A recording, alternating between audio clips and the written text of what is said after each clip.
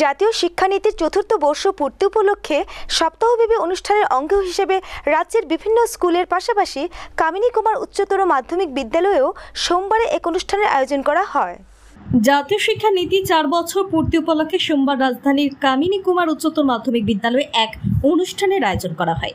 সোমবার থেকে জাতীয় শিক্ষানীতি সপ্তাহ হিসেবে পালন করা হয়। এদিন এই অনুষ্ঠানে উপস্থিত ছিলেন বিশিষ্ট সমাজসেবক রাজীব ভট্টাচার্য, স্কুলের প্রধান শিক্ষক সহ অন্যান্য অতিথিরা।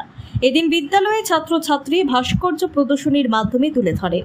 এদিন অতিথিরা জাতীয় শিক্ষানীতি বিষয়ক আলোচনা রাখেন।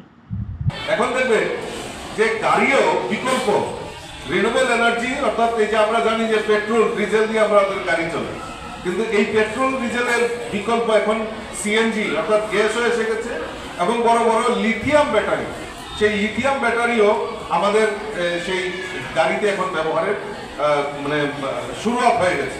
ভারতবর্ষ সেটা হয়ে গেছে, বিদেশে অনেক আগে হয়েছে, কিন্তু ভারতবর্ষ তার প্রয়োগ শুরু হয়ে গেছে। অর্থাৎ এই যে বিকল্প, এই বিকল্পটাকে আমাদেরকে এগিয়ে নিয়ে যেতে হবে।